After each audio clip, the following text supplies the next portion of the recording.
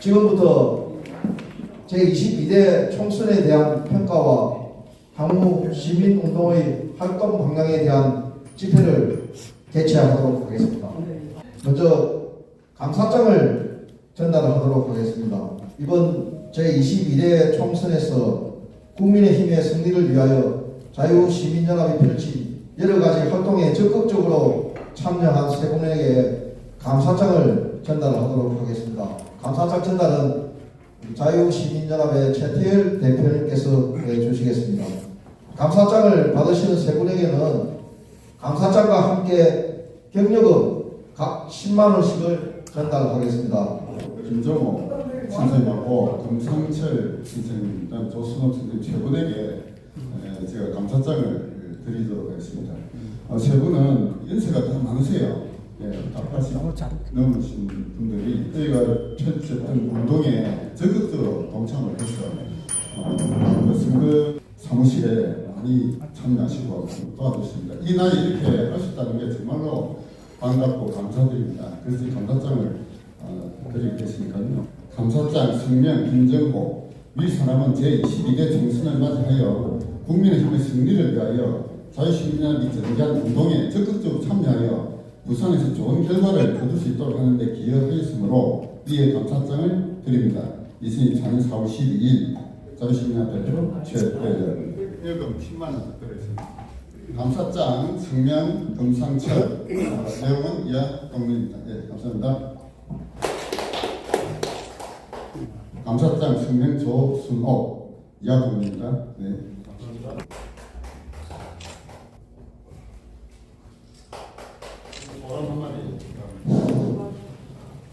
이거 정말 부끄럽습니다. 내 나름대로 과거의 경험을 토대로 해가지고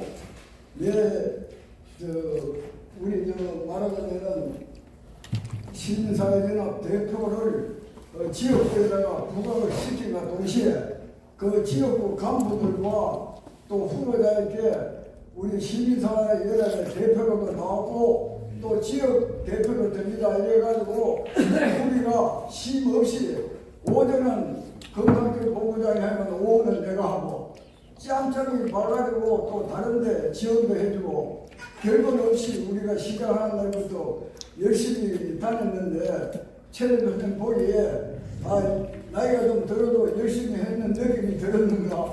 오늘 아침에 전화가 왔어요. 열심히 한 사람 많은데 우리 나이 든 사람 많아서 내가 뽑아고 그래 할 수 없이 오늘 이거 받게 되는데 정말 너무나 감사한 일이고 평가도 할 말이 많은데 또 양력서가 났습니다. 저 회단식을 3시에 하는데 또 초청을 받았어요. 그래 이거 빨리 왔다가 가려고 그 평가에 대한 내용은 다음에 듣고 내가 추가로 할 말은 하고 그 예정으로 여러 가지 상금없으래 상장하고 받고 조금 일찍 가야지 거리가 좀 멉니다. 정말 너무 감사한 상이고 이것은 오히려 제 상이 아니고 우리 미래연합 부산의 전 회원들, 전 지도위원들의 피땀 흘린 노력이 결실된 걸로 봅니다. 감사합니다. 다음 순서로 강도영 자유시민연합의 상임 고문님을 모시고 전체적인 총괄적인 이번 총선 평가에 대한 평론을 한번 들어보도록 하겠습니다. 이번 선거는 전국적 참패와 영남의 승리라는 두 가지 종합을 할 수 있습니다. 전국적으로는 지난 21대 총선과 마찬가지로 국민의힘이 참패를 하여 앞으로 국회는 민주당과 조국당이 합쳐서 온갖 폐악질을 하게 되었습니다. 윤석열 대통령은 임기 말까지 어떠한 개혁적 입법도 하지 못하게 되었고 야권은 온갖 악법의 입법과 특검의 반복으로 국정을 마비시킬 것입니다. 그런 중에도 영남권 특히 부산에서는 선전을 하였다고 할 것입니다. 부산의 18개 선거 중에서 한 선만 넘겨주고 나머지 17개 선거구는 모두 국민의 힘이 승리한 것은 부산 유권자의 현명한 선택 결과라고 할 것입니다. 투표일 직전까지 부산의 여러 선거구에서 국민의힘이 고전하는 여론조사가 나왔고 특히 연제구와 수영구에서는 걱정이 많았습니다. 연제구에서는 김희정 후보가 진보당 후보에게 밀린다는 조사가 나왔고 수영구에서는 장해찬이 끝까지 사퇴하지 아니하여 민주당에게 어부지리로 줄 것이라는 걱정이 대단히 많았습니다. 다양스럽게도 끝까지 포기하지 아니하고 연제구와 수영구 모두 유권자들이 합심하여 표를 몰아준 바람에 승리를 할 수 있었습니다. 그 과정에서 최태열 대표를 중심으로 한 자유시민연합이 상당한 정도의 기여를 하였다고 평가할 수가 있습니다. 우리가 이야기하는 게 아니고 당선된 사람들 17사람이 다 그렇게 이야기하고 있습니다. 자유시민연합은 1인당 10명 전화하기 운동을 펼쳐 여러 선거구에 각각 수백 명씩 우파 유권자 명단을 제공하였으며 특히 수영구에는 국민의힘 후보에게 표를 몰아주는 전략적 투표를 하도록 권유하는 문자를 수천 명에게 보내어 유권자들이 투표를 통하여 단일화를 이루도록 하는 게 기여하였습니다. 최태일 대표가 아이디어를 낸 건데 이민영 사무실에 가서 또 이런 식으로 했는데 강도영 내 전화번호 적고 내가 자유시민연합의 상임고문이다 이렇게 적고 강순남, 강소희, 강종문 그리고 내하고 가장 친한 사람들 그리고 또 우리 일가나 또 자유시민회나 또 우리 청록산악회 회원 중에서도 간부들 중에서 그 지역에 사는 유권자들 이 사람한테 전부 전화를 합니다. 전화를 해서 10명씩 네가 꼭 선거에 투표장에 듣고 가야 된다.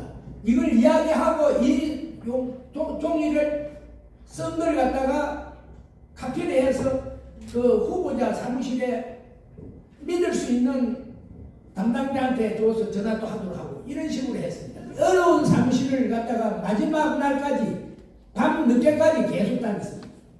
그래서 이게 성과가 있었다 그렇게 생각합니다.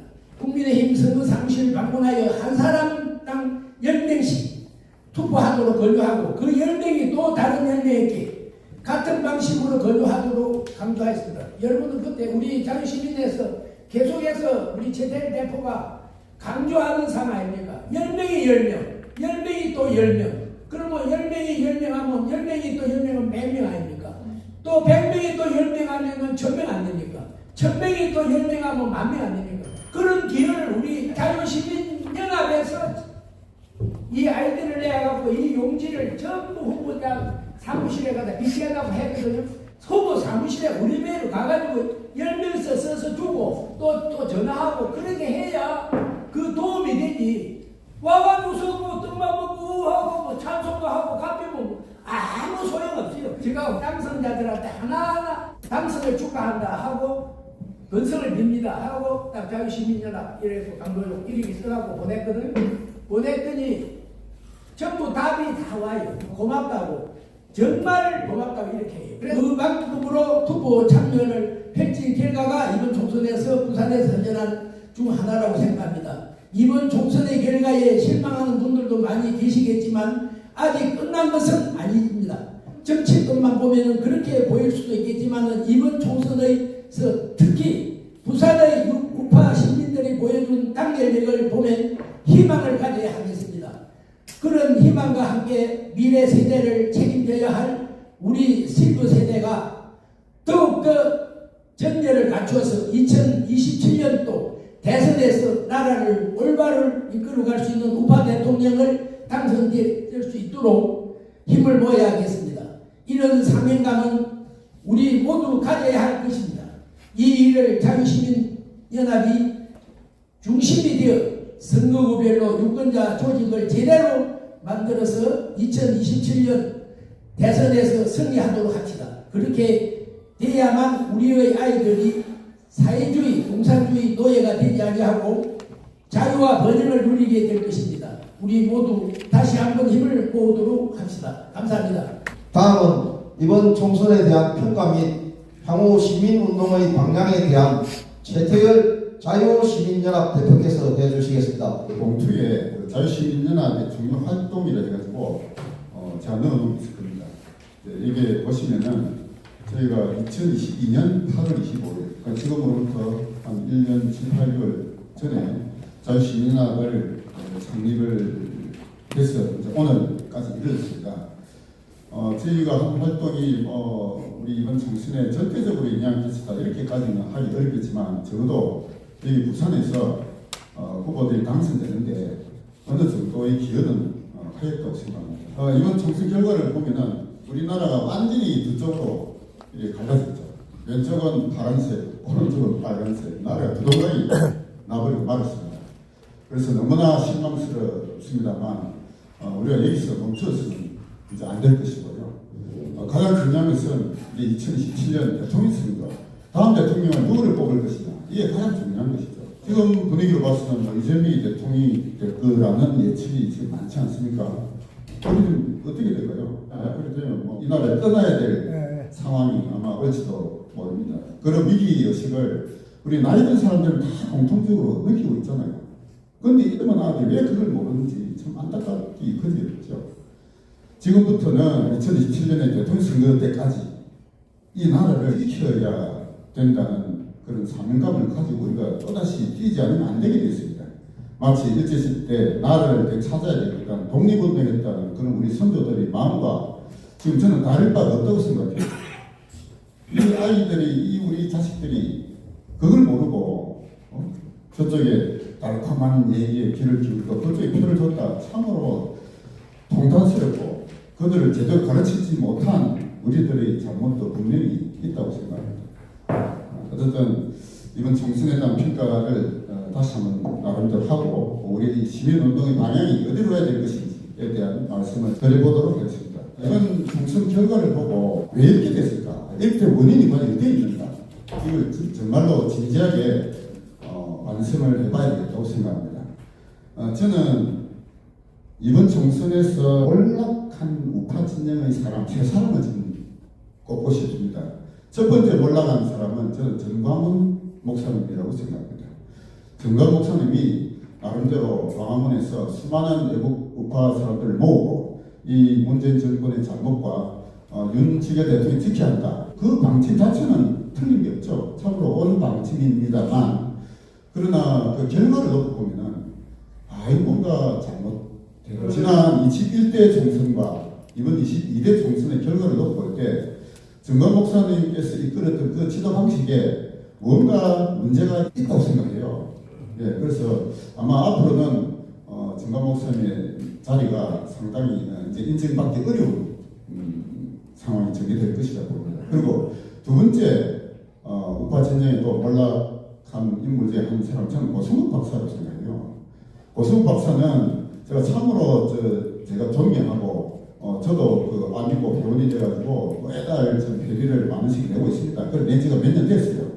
그렇게 고 박사가 우리나라 최고의 우파 유튜브로서 참으로 제가 존경하고 그렇게 마찬가지인데 이번 총선에서 그분이 평가한 걸 들어보고 뭔가 잘못된 게 여러 가지 제 눈에 보이더라고요.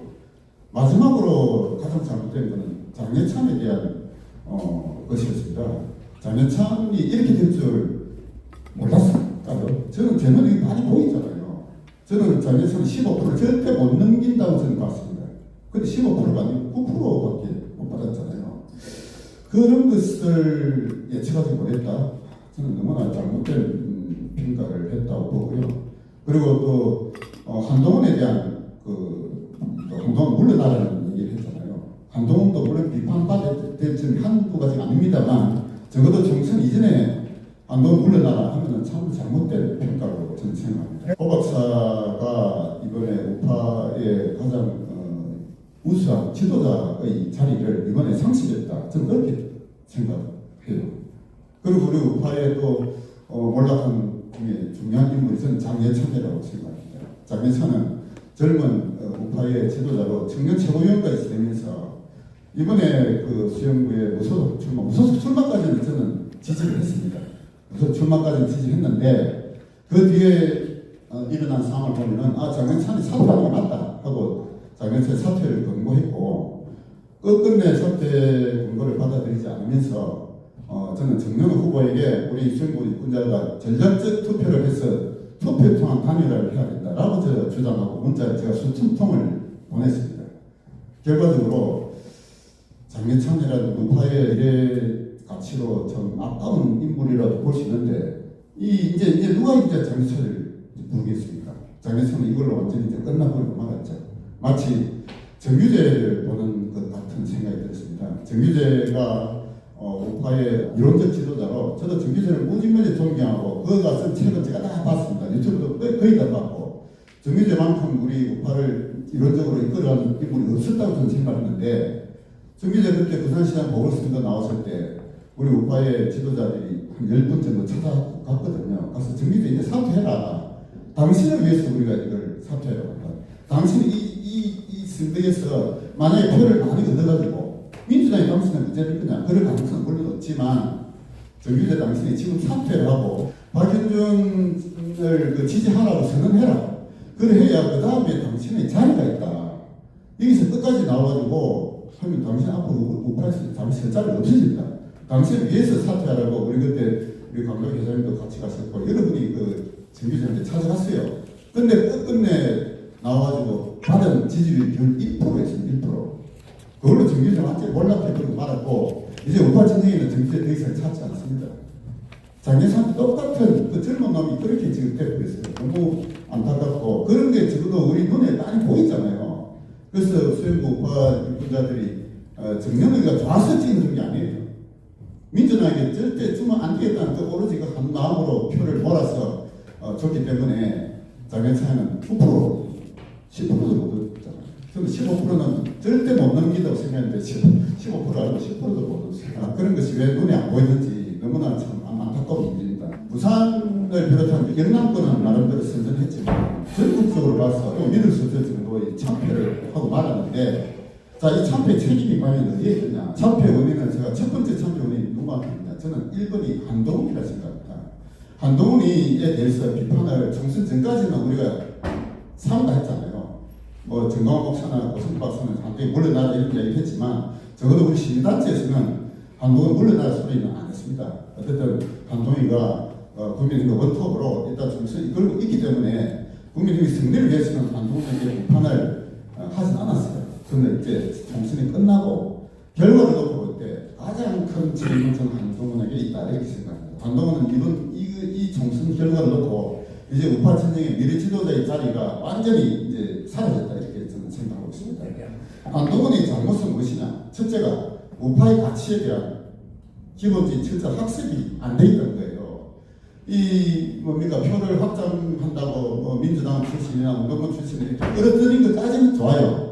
그런데 그들을 끌어들이고 나서 그들을 우파 진영의 어떤 새로운 인물로 교육시키고 끌어가고 그런 역할을 해야 되는데 오히려 그들에게 매몰되고 그들에게 딱 이끌려갔습니다. 그러면서 우리 국민의힘이 우파가 아니라 중도 좌파 비슷한 이런 색깔을 지금 갖게 됐잖아요. 그게 한동훈의 책임이다. 저는 그렇게 보고 있고요. 한동훈이 왜 그렇게 되느냐? 공부가 안 됐다. 저는 그렇게 봅니다. 우파의 가치에 대한 학습이 부족하다. 검사로서 자기 본연의 업무 영역에서는 뛰어난 성과를 거둘지 몰라도 적어도 우리 우파가 갖추될 기본적인 공통분모가 있잖아요. 우리 대한민국의 그 현대사에 대한 올바른 인식 그리고 좌우에 대한 이념에 대한 기본적인 학습이 있어야 되는데 윤석열 대통령은 거기에 대한 어느 정도의 기초가 저는 있다고 봅니다. 그런데 한동훈은 그게 없어요. 없다 보니까 그냥 패시브 우파 그냥 뭐 사람들한테 환호성 받는 그게 다한 것처럼 너무나 한동훈이가 물거품처럼 이제 사라져버릴 수밖에 없다. 저는 그렇게 보고 있습니다. 그게 이제 가장 우파가 실패한 첫 번째 가장 원인이라고 보고요. 근데 그보다 더 중요한 근본적인 원인이 저는 있다고 생각합니다. 그건 뭐냐? 우리 우파 진영에서 좌파와 싸워서 제대로 이길 만한 어떤 준비가 안 되고 잘못되어 왔다. 지금까지. 언제부터냐? 저는 지난 21대 총선 참패로부터 그때 제대로 이게 방향을 잡고 가야 되는데 그게 그때부터 뭔가 잘못된 방향으로 좀 흘러왔다 이거죠. 우파 모두가. 그래서 지금 또다시 사는 지금 이 시점에 과거 21대와 똑같은 참패를 지금 겪게 됐습니다. 그런데 이 결과에 대해서 지금 언론의 그 대응 방안을 보면 그럼 이제 윤석열 대통령이 어떻게 해야 되느냐 이런 얘기들이 지금 나오잖아요. 대부분의 언론에서 뭐라고 하느냐? 국민의 선택을 겸허하게 받아들이고 이제 윤석열 대통령의 정책 방향을 바꿔야 된다. 이런 얘기를 하는 때가 대부분이에요. 윤석열 대통령이 그러면 국민들께서 받아들이고 하라는 뭡니까? 좌파를 어느 정도 수용하라는 얘기거든요. 민주당과 조국당에도 뭔가 뭐 정관자를 주고 이제 거국 내역을 형성해가지고 뭔가 국민을 통합하는 방향으로 가야 된다. 이런 얘기들을 하고 있잖아요. 과연 그게 옳은 방향이겠습니까? 저는 절대 아니라고 생각합니다. 자유시민연합이 이번에 총선을 대비해서 제가 성명서를 발표한 적이 있었습니다. 그 성명서 내용이 뭐가 있냐면은 윤석열 대통령에 대한 지지도가 언론에 보면 30%대에 머무른다고 되어 있잖아요. 30%. 실제로 윤석열 대통령이 왜 언론에서 30%밖에 안 나오냐, 여론조사에 그밖에 안 나오냐, 이 책임이 누구한테 있느냐? 윤석열 대통령이 정말 연락해서 잘못했었느냐? 저는 아니라고 생각해요. 그게 아니고 국민의힘이 제대로 대응을 못했다. 그렇게 생각합니다. 국민의힘이 좌파의 어떤 선전선동에 제대로 이게 이론적으로 논리적으로 이렇게 대응을 해가지고 정말 윤석열 대통령의 방향이 옳다 하는 것을 계속 국민들에게 교육하고 가르치고 국민들 따르게 만들어야 되는데 그런 역할을 한 국민의힘의 사람들이 아무도 없어요. 국민의힘이 너무나 못나가지고 윤석열 대통령의 올바른 방향을 제대로 국민에게 전달하지 못했기 때문에 그 정도 지지밖에 안 나왔다. 저는 그렇게 보고 있습니다. 윤석열 대통령이 가고자 하는 방향, 저는 옳다고 생각해요. 그 방향이 옳은데, 민주당 좌파 쪽은 끊임없이 거짓 뉴스 만들고, 거짓 선동하고, 언론을 통해서, 가장 중요한 게 언론이죠. 언론 방송에서 계속 그들이 좌파가 지금 다 지배하고 있잖아요. 언론 노조가 지배하고 있으면서, KBS 지금 사장이 바뀌었지만, 아직까지 정상화되는 과정이라고 보고, 대다수 언론이 아직까지도 좌파의 지배에 당하고 있습니다. 유튜버도 사실 마찬가지예요. 우파 유튜버들은 우리는 우파 유튜브만 보니까 모르지만 좌파 유튜버들만 그들이 훨씬 더 많은 조회수와 구독자를 갖고 있어요. 이런 언론 지역에서 윤석열 대통령의 우파적 가치, 자유주의적 가치의 정책에 대해서 제대로 평가하고 국민들에게 이게 가르쳐주는 데가 없어요. 국민들이 그 역할을 전혀 하지 못했기 때문에 이런 결과가 나왔다고 저는 그렇게 생각하고 있는 겁니다. 그래서 우파 진영의 대응의 첫 번째 잘못은 누구나 국민의힘이에요. 국민의힘이 제대로 못하지 못했을 겁니다. 저는 그렇게 첫 번째 보고 있고요. 그 다음에 우파 정치권 정당이 좀 세개가 있잖아요. 국민의힘 말고 자유통일당, 자유민주당, 우리공화당 이 세 정당이 있는데 이 세 정당이 지향하는 바는 거의 동일하다고 저는 생각합니다. 이념도 비슷하고. 그런데 이 통합이 안 되잖아요. 통합이 안 돼요. 이게 저는 이번에 통합됐어야 된다고 생각합니다. 우파 진영에 좀 올바른 이념과 지도 방향을 가진 이 정당들이 이 세 가지 합쳐졌다면 적어도 지지율이 5~6%는 저는 나왔을 거라고. 그러면 거기서 전투적 자유주의자들이 국회로 갈 수 있었다. 저는 그렇게 보고 있는데 이 정당들이 통합이 안 돼요. 왜 안 됩니까? 정광훈 목사가 지도하는 자유통일당, 고영주 변호사가 지도하는 자유민주당, 그리고 조원진 전 국회의원이 지도하는 우리공화당 이 세 정당이 내용을 놓고 보면 비슷해요. 비슷하잖아요. 좌파와 싸워서 이기자. 나도 올바른 자유민주주의 국가를 만들자. 똑같단 말이에요. 근데 왜 통합이 안 되냐? 갈라져가지고. 표가 흩어지다 보니까 아무런 성과를 내지 못하고 거기에 표 찍은 사람들 표는 다 죽은 표가 되어버렸죠. 저도 이번에 자유통일당이 찍었거든요. 자유통일당이 이번에 뭐 5% 나온다 해가지고 아이고 참 남은 면밀을 국회에 보내자 이런 마음으로 제가 자유통일을 찍었는데 결과적으로 그것도 사표가 되고 말았습니다. 이 자유민주당, 자유통일당, 우리공화당 그러니까 저는 그 위에 지도자들이 하는 조원진, 그다음에 정광훈, 고영주, 변호사 변호사는 저는 괜찮다고 생각해요. 근데 이 정광훈, 조원진 두 사람은 저는 다 물러나야 된다고 생각합니다. 물러나고 이 세 정당이 하나는 뭉치야 적어도 국민의힘과 연대하여 우리 국민들이 이끌어가시는 올바른 정당이 될 수 있다. 저는 그렇게 보고 있습니다.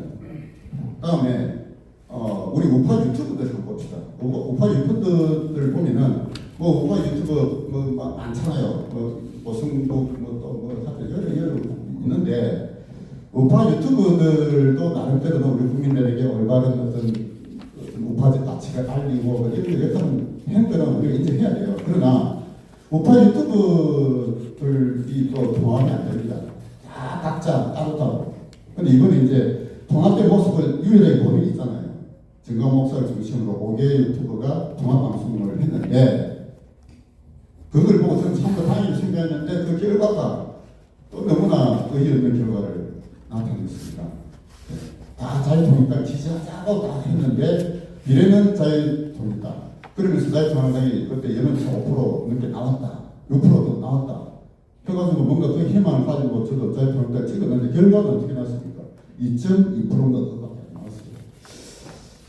결과를 놓고 보면은 그러니까 이제 그런 정도의 예측력, 판단력, 판세 분석을 못했다는 거죠. 네. 우리 우파의 뛰어난 유튜버들도 그렇게 제대로 된 분석을 하지 못했고 결과적으로 뭡니까? 자유통일당 찍은 표는 다 사표가 되고 말았잖아요. 네. 그래서 우리 우파 우리 일반 국민들 보죠. 일반 국민들 우리 우파 그러니까 국민의힘을 지지한 일반 국민들 저는 이 일반 국민들이 이제 앞으로 뭔가 제대로 좀 해가지고 좀 이끌어나야 된다고 생각합니다. 저희가 이 자유시민연합이라는 단체를 만들어가지고 지금까지 이렇게 활동해 왔는데 우리 우파 국민들의 대다수는 이 조직적으로 하는 데 대해서 적극적으로 하는 분이 별로 없어요. 그러니까 아이고 나 연락하면 아니 나는 뭡니까 국민의힘 찍는다. 그러면 내가 알아서 하겠다. 이렇게 하면서 모이고 집회하고 응집하고 이런 게 훈련이 안 돼 있단 말이에요. 각자 개개인이 알아서 찍으면은 물론 우리 뭐 나름대로 부산에서 성과를 했지만 그렇게 알아서 찍은 사람들은 다 어떻게 됩니까? 표가 흩어져가지고 응집력이 없어요. 응집해야 된다. 조직이 돼야 돼. 조직된 10명이 조직되지 않은 100명을 이기는 법입니다. 좌파는 조직이 짧게 있어요. 제가 우리 대한민국 국민들 모두를 놓고 보면은 저는 우파가 훨씬 많다고 생각합니다. 그거는 우리가 지난 작년과 재작년에 거리 여론조사를 했잖아요. 모두 23차례 여론조사를 해본 결과 우리 국민 다수는 우파예요. 국민의힘 지지하는 사람이 훨씬 많아요. 그런데 왜 지느냐? 지는 모습을 보느냐? 조직이 안 되기 때문에 응집력이 없기 때문에 저는 그렇게 보고 있습니다. 이제 시민운동의 방향에 대해서 이제 좀 말씀드리도록 하겠습니다. 자, 지금 이번 총선 결과를 놓고 보고 참으로 참패한 데 대해서 참 마음 아프고 뭐 나라를 이겨야 되겠나 이 나라를 떠나야 되는 거 아니냐 이런 생각까지 하는 분들이 있을 건데요. 그러나 아까 우리 강동 부모님께서 말씀하신 게 있잖아요. 그래도 희망은 있다. 이 희망의 끈은 놓지 말자. 그게 뭡니까? 우리가 이번 부산에서 보여준 시민들의 연대와 응진력 저는 그거로 생각합니다. 이제 이 대한민국의 희망은 부산이다 이거죠. 부산에 이번에 여론조사를 보면은 다들 위태롭다. 뭐 세석이 아니라 5, 6석 민주당 넘어갈 것 같다. 이런 조사가 많이 있었잖아요. 그 바람에 우리 부산의 유권자들이 절대로 그렇게 해서 안 된다. 어떤 뭉친 결과가 이번에 부산의 선거 결과로 생각합니다. 거기에 저희 자유시민연합이 약간의 기여는 했다고 생각해요. 그래서 이번에 부산에서 보여준 이 시민들의 연대와 응집력, 조직력을 바탕으로 이걸 전국적으로 확산을 해서 2027년에 대선에서 반드시 우리가 이겨야겠다. 그런 방향으로 우리가 가야 되겠다. 이런 생각을 하는데요. 자, 그러면은 이제 그런 단계에서 뭐가 가장 중요하냐. 첫 번째 필요한 게 저는 학습이라고 생각합니다. 학습. 40대, 40대 아이들이나 주변의 중도파 이런 분들에게 우리가 우파적 가치를 가지고 왜 윤석열 정권이 성공해야 되느냐, 왜 다음 대통령 우파가 돼야 되느냐에 대한 논리적인 정비할 수 있는 학습을 우리 각자가 먼저 하셔야 돼요. 학습의 첫 번째는 우파 유튜버의 신청입니다. 유튜브를 통해서 학습의 기본적인 방향을 잡고 그 다음 진짜 학습은 책을 봐야 돼요. 독서를 해야 됩니다. 우파적 가치에 대한 학습이 필요한데요. 이게 우리 시민들이 다 하지만 사실은 어렵다고 봅니다. 마음이 있는 또 성이 있는 소수 사람들은 가능하겠지만 우리 다수 우파 시민들 국민들에게 책 보고 공부하라 사실 이건 좀 어렵잖아요. 어렵서 저는 그거를 누구에게 요구를 하느냐. 저는 2년 뒤에 지방선거에 출마할 국민의힘 예비 후보들은 반드시 그런 과정을 거쳐야 된다라고 저는 생각해요. 이번에 국민의힘의 국회의원 예비 후보들 이렇게 저희가 인터뷰를 한 동영상이 있습니다. 모두 8명을 동영상을 찍어가지고 제가 질문하고 답하고 이걸 이제 좀 했는데요. 제가 그 동영상을 찍으면서 제가 느낀 바가 있습니다. 우리 국민의힘의 국회의원으로 출마하고자 하는 후보들이 너무나 기초가 없다. 공부가 안 돼 있다. 이거 제가 질문지를 가지고 질문하고 답하고 했는데 1919년에 상임 임시정부가 건국이냐 이것도 통일이 안 돼 있어요. 우리 우파의 국회의원 후보들이. 그리고 사회주의, 공산주의, 자본주의, 민주주의 이런 주의라는 말이 붙은 이념이라는 기초 묻고 답하는 것 자체를 두려워합니다. 아무런 기초가 없는 거예요. 이게 국회의원 후보들이 그 정도밖에 안 됩니다. 그래서 이런 사람들이 국회를 가면은 그 좌파의 공격에 어떻게 대응할 거냐, 논리적으로 대응할 힘이 있느냐, 전혀 없어요. 국회의원 후보들이 자기 분야에 신한 뭔가 한 자리를 이루고 뭐 선거를 거두었고 뭐 할지 몰라도 우리가 국민의 반이 그게 아니잖아요.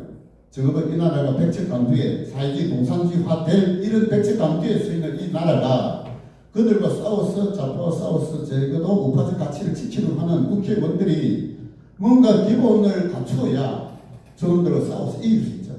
근데 그런 기초를 갖춘 국회의원 후보가 거의 없다니까. 그걸 보고 참으로써 통탄했습니다. 제가 지금 뭐를 지금 하려고 하면요, 2년 뒤에 나올 지방선거에 나올 지방선거 후보자들이 있을 거 아닙니까? 대부분 국회의원 그 사무실에 그 옆에서 심부름하는 사람들이 대다수가, 그들은 국회의원보다도 후보보다 자질 사실 더 떨어지는 사람들이잖아요. 그런 지방선거에 나온 사람 중에 우리가 알고 찍은 사람이 과연 누가 몇 명이 있습니까? 다 번호만 보고 찍어왔잖아요. 2번만 보고 무조건 찍어. 그 사람이 뭐 어떤 생각하고 있는지 모르는 상태예요. 이게 과연 풀뿌리 민주주의라고 할 수 있느냐? 저는 아니잖아요.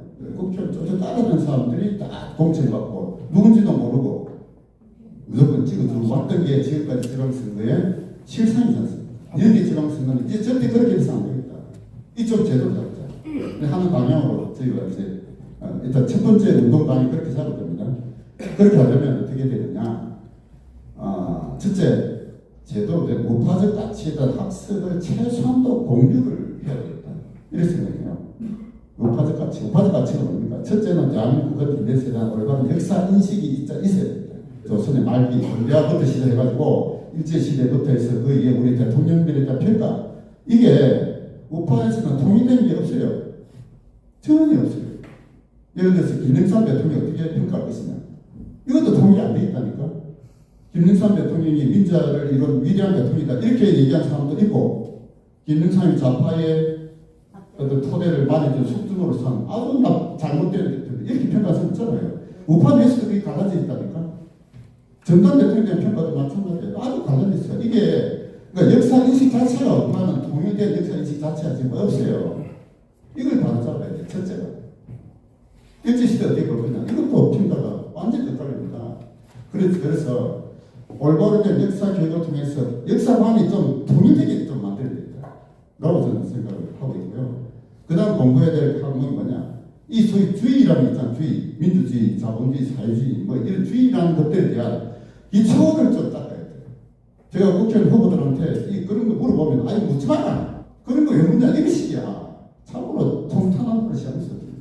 자유파의 내장이라고 해서 국민의힘의 국회의원 후보로 나온 사람들이 이런 자유주의, 민주주의, 사회주의, 공산 이거 묻지 말라고 얘기하는 거야. 그래갖고 무슨 좌파와 싸울 수 있습니까? 이 2년 뒤에 나올 지방선거에 나올 후보들 다 국회의원들 끝자리에서 주변에 있는 사람들이 다 나올 건데, 이번에 당선된 국회의원들하고 협의해가지고 2년 뒤에 나올 지방선거 나올 사람들 좀 공부 좀 시키고 있다. 좌파는 보면은 그들은 잘못된 것이지만 그들은 공통 후보의 학습을 하는 게 있어요. 좌파의 역사, 좌파의 가치가 적어도 텍스트가 있습니다. 같이 학습한 텍스트가 있어요. 한 20-30분 있다니까. 그건 다 공통적으로 공부를 했다니까. 근데 이 우파는 그게 없어요. 그래서 저는 이제 그런 목록으로 제가 한 40분 정도 지금 뽑아 갖고 있습니다. 저건 이 정도는 좀 같이 공부 좀 하고 좀 나온다 이거죠. 그게 저는 이제 첫 번째라고 봅니다. 그래서 우파 운동의 기본 방향은 첫 번째가 학습이고 공부다. 이게 과거에 어떤 용어하고 비슷하냐면은, 제가 대학을 74년도 입학하고 78년도에 졸업했는데요. 그 당시에 제가 학생운동 하다가 사회운동을 하면서 저도 이제 뭐 그런 좀 운동 비슷하게 좀 한 적이 있었는데, 그때의 우리가 썼던 용어 중에 가장 많이 썼던 용어가 의식화라는 용어를 썼습니다. 의식화.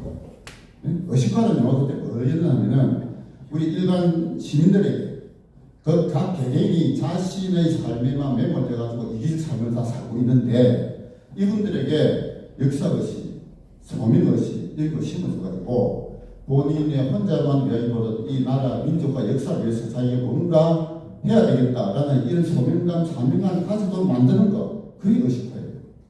그런 의식화를 하기 위해서 제가 참여했던 게 그 당시 78년도에 부산의 양서협동조합이라는 게 있었습니다. 양서협동조합 운동을 기억하는 분도 있을지 모르겠지만 변호인이라는 영화에 보면은 그 부산의 문화항쟁의 핵심 세력으로 양서협동조합을 했어요. 양서협동조합에 제가 양서협동조합 창립 멤버입니다. 그래서 그 양서협동조합에 그때 했던 게 뭐냐, 독서를 통한 작은 소그룹 활동을 통해서 우리 시민들 의식을 좀 깨야 되겠다, 깨뜨려야 되겠다. 시민들이 자기의 개인적인 삶에서부터 좀 벗어나서 공동체의 삶, 역사의 어떤 소명 의식 이런 걸 이제 깨우치려고 했던 게 소위 의식화라는 용어를 가지고 그때 운동을 했는 적이 있었습니다. 지금 이 순간 우리 나이든 실버 세대의 의식화가 저는 필요하다 이런 생각이에요. 특히 이 운동은 앞으로 3년 뒤에 대통령 선거에서 어떤 인물의 대통령 뽑을지 그 분에게 의존할 게 아니고 우리가 스스로 뭔가 만들어가지고 우리가 정치 세력화돼가지고 그런 인물을 우리가 바탕하고 갖다 필요가 될 거라고 생각합니다. 그러니까 우리가 지금 제가 지금 가고자 하는 방향은 우리 실버 세대의 의식화예요. 실버 세대의 의식화. 실버 세대라고 하는 게 나이가 치면 60대 이상을 뜻한다고 보는데 이분들의 바람은 뭡니까? 이분들의 바람은 우리 아이들이 잘 살도록 하는데 내가 뭔가 기여를 하고 죽자 이거거든요. 그거는 다 공통분모라고 생각합니다. 나의 자식들, 손주들이 자기들이 타고난 가능성을 최대한 개발하고 아주 자유롭고 아주 풍요롭게 살 수 있는 그런 세상을 만드는데 우리 나이 든 사람들이 뭐라도 하고 죽자, 이게 우리 실버 시대 의식화라고 저는 생각을 한 겁니다. 그런 공통분모는 다 있잖아요. 내 핏줄, 내 아이들, 손주들, 걔들한테 다 죽어야 되는데 그거를 내 직접 핏줄에게만 주는 걸로 끝나지 말고 그들이 살고자 공통된 이 세상, 대한민국의 미래를 위해서 우리가 뭔가 역할을 해야 되겠다. 그런 소명의식을 가져야 되겠다 하는 게 저는 필요하고, 그거를 할 수 있는 유일한 세대가 실버 세대입니다. 우리나라에서 현재. 그래서 앞으로 우리 시민운동의 방향은 첫째가 학습을 통해서 좀 제대로 알고 하자는 게 첫째고, 두 번째 조직화를 해야 되는데, 조직화의 주체 세대는 누구냐? 나이든 실버 세대입니다. 그중 핵심 세대를 뽑자면 저는 70대라고 봐요. 70대야말로 아직 죽을 나이는 멀었잖아요. 80 넘으면 이제 죽을 나이가 가까워지겠지만 70대에 한 10년 정도, 제가 이제 70대 초반이기 때문에 그런 말씀 드리는데요. 70대에 접어든 이 실버 세대야말로 우리나라의 미래를 짊어질 가장 중요한 핵심 세력이 저는 될 수 있다고, 또 그렇게 되어야 된다고 생각합니다. 이분들은 이제 내 개인을 위한 욕심은 이제 더 이상 부리기 어렵잖아요. 내가 내를 위해서 할 수 있는 일이 별로 없어요. 이제 다 어떻게 연령적으로 은퇴한 나이고 죽기 전까지 뭔가를 해야 되는데, 내 자식들 손주 졸업하면서 아무 예생을 보내야 되겠지만 내 직접 핏줄이 이런 손주들만 볼 게 아니고 걔들이 살아갈 미래 세대 20-30년 뒤에 대한민국의 미래를 위해서 우리가 뭔가 해주고 싶자 이거죠. 그런 생각을 우리가 공통적으로 할 수 있잖아요. 그런 어떤 우리 실버 세대 의식화 운동이 저는 필요하다고 생각합니다. 그래서 이제 마지막으로 이 실버 세대 의식화 운동을 통한 조직화를 어떻게 만들 것인지에 대한 말씀을 드리는 걸로 마치도록 하겠습니다. 제가 우리 강도영 회장님과 함께 이 우파 운동에 뛰어든 지가 2018년 10월부터 이제 5년 반 넘어서 6년째 접어들고 있는데요.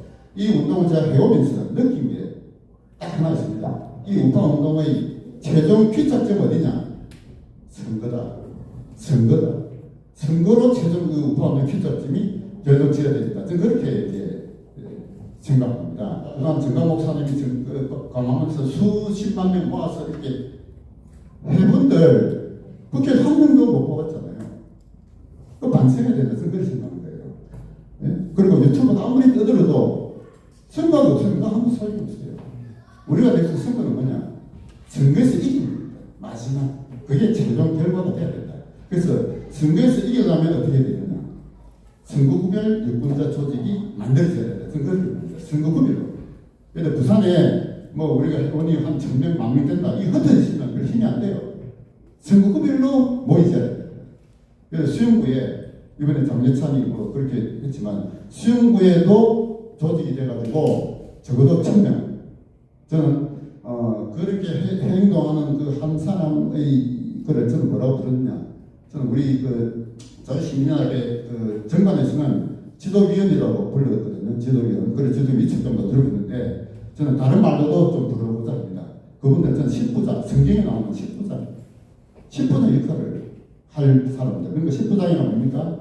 내가 10명을 내가 끌고 가서 투표장에 함께 가도록 하겠다. 그분이 10부장이에요. 그 10부장의 역할을 할 사람을 선거구별로 적어도 1000명을 모집하자. 이게 제가 주장하는 바입니다. 예를 들어 수영구에 10부장 역할을 할 사람 1000명. 그러면 그 표가 몇 표가 되죠? 10,000표가 됩니다. 적어도 한 선거구에 10,000표가 확보된다면 그건 무시할 수 있는 큰 힘이 될 수 있어요. 그래서 그 10부장 역할을 1000명을 우리가 모집하는데 어떻게 모집하느냐? 그냥 SNS 보내고 문자 보내고 카톡 보내고 그렇게 돼서는 안 되는 거예요. 제가 무수히 보내봤는데 예를 들어 한 1000명 보내면은 응답은 2~3명밖에 안 와요. 그리고 효과가 없어요. 그리고 이 실제 효과가 있으려면은 일일이 전화를 해요. 전화를 하면은 적어도 3~4%는 옵니다. 전화를. 그래서 내가 적어도 10명 우리 선거구에 내가 선거구에 10명은 내가 책임지고 투표장에 함께 가겠다. 그런 사람을 우리가 만들어야 된다. 그분을 10부장이라고 하고 그 10부장 역할을 할 분을 적어도 선거구에 1000명을 찾아보자겠죠. 저는 마음만 보면은 찾을 수 있다고 봅니다. 1000명이 그렇게 많은 숫자 아니잖아요. 한 선거구에 유권자가 15만 명에서 20만 명이 되는데 그 중에 1000명 찾는 거예요. 그게 뭐가 됐습니까?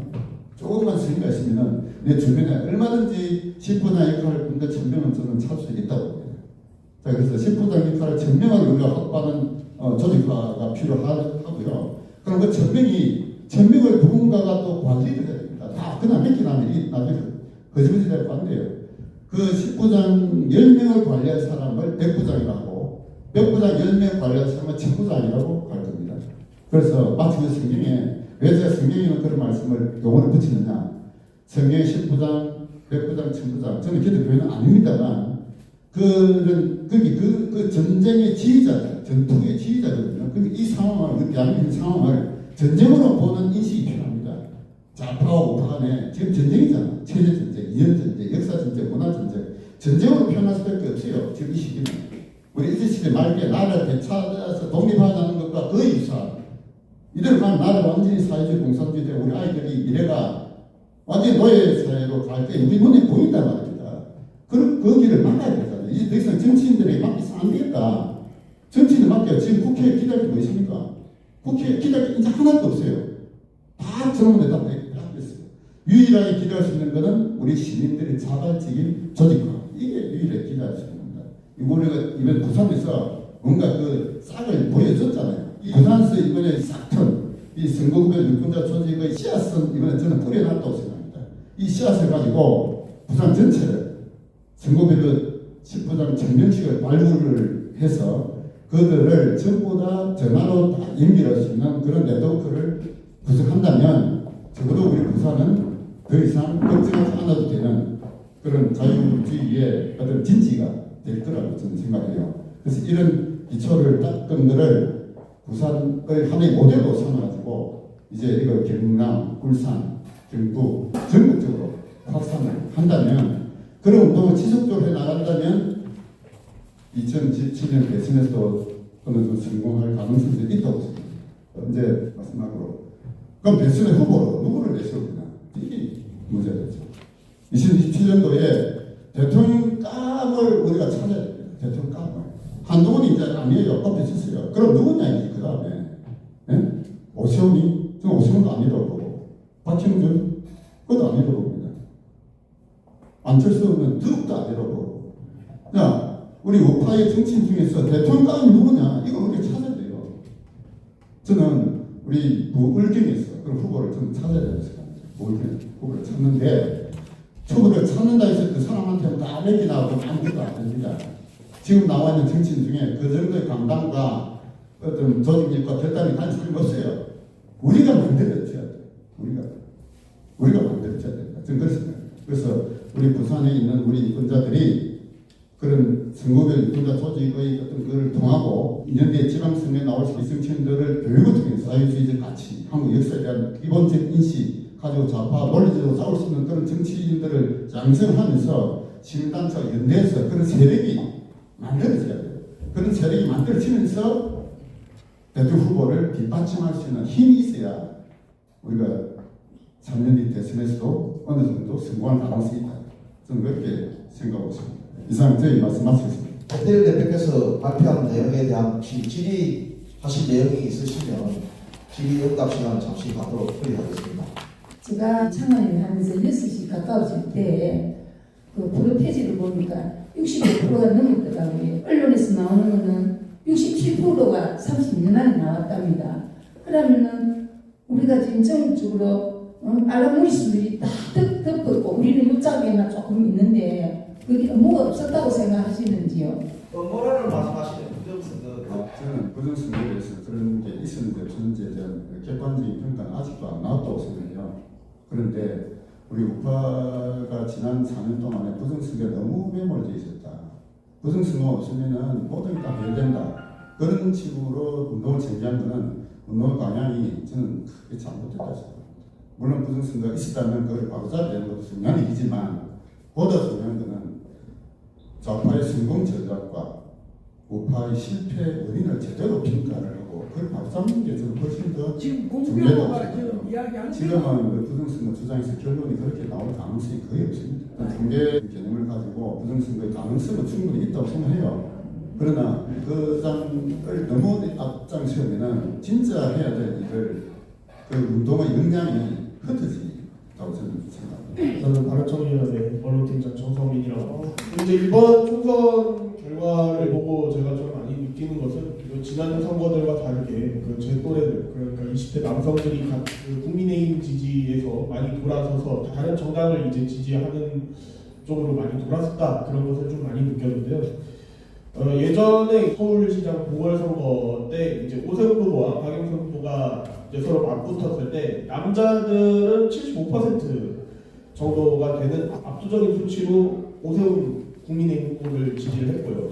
윤석열 대통령의 경우도 64% 그러니까 과반이죠. 63% 정도의 압도적인 수치로 이제 윤석열 대통령을 지지를 했습니다. 이번에는 이제 최초로 국민의힘을 지지하는 20대 남성들이 이게 40여%가 나오는 정도로 많이 그 지지세가 줄어들었는데요. 앞으로 우리의 미래를 생각해 본다면 20대 남성들, 30대 남성들이 앞으로 이 사회의 경제 동력원이 될 것이고 그 사회를 운영해 나가는 주체가 될 것인데 이들의 지지를 다시 회복을 하고 이들을 장차 미래는 콘크리트 층으로 만들 그럴 전략은 어떤 것이 있는지 궁금해요. 청년들의 지지를 이끌어 주시는 방안 저는 제 나름대로 명확한 생각이 있어요. 그건 우리 나이 든 실버 세대들이 똑바로 하면 된다고 생각합니다. 우리 나이 든 실버 세대들의 공통된 바람이 뭐냐? 우리 아이들 너희들이 잘 사는 세상을 만드는데 기여하겠다는 거거든요. 우리는 우리 욕심은 하나도 없어요. 나이 든 사람이 무슨 욕심이 있겠습니까? 우리가 이렇게 나서고 나름대로 운동을 하는 것은 우리 아이들이 잘 살도록 하는데 조금이라도 기여하고 사는 거예요. 그런 진정을 알아주면 전 된다고 생각합니다. 제가 이 우파운동 뛰어든 게 이제 5년 한 6, 7개월 됐는데요. 제가 뛰어든 이유가 뭐냐? 제 아이들 손주들 때문에 저는 이 운동을 하게 되어 있습니다. 우리 박근혜 대통령이 탄핵당하고 문재인 정권이 들어서서 하는 짓들을 보니까 이대로 가다가는 우리 아이들이 나중에 사회주의 공산주의 사회에서 살게 될지도 모른다. 그것 때문에 이 일을 하는 거예요. 그런 마음들은 우리 나이 든 사람이 대체로 다 공통분으로 다 가지고 있습니다. 그러니까 우리 20대, 30대 청년들이 이 나이 든 분들의 진정성을 알아주면 저는 된다고 봐요. 2017년에 대통령 선거에서 제대로 된 우파 대통령이 뽑으려는 이유가 뭐냐? 바로 너희들 때문에 그걸 하는 거예요. 네? 좌파 대통령이 당선되면은 무슨 당장은 돈 준다 하니까 사탕이 달다고 먹을지 모르지만 그런 정치가 계속 펴다 보면은 이 나라가 베네수엘라 같이 북한 같이 그렇게 될 거예요. 우리 나이 든 사람 눈에 늘 빤히 보이잖아요. 그러니까 우리가 하는 운동이 바로 너희들을 위한 것이다 하는 진정성을 어떻게 전달할 것이냐. 네, 그것만 제가 하면 된다 생각했습니다.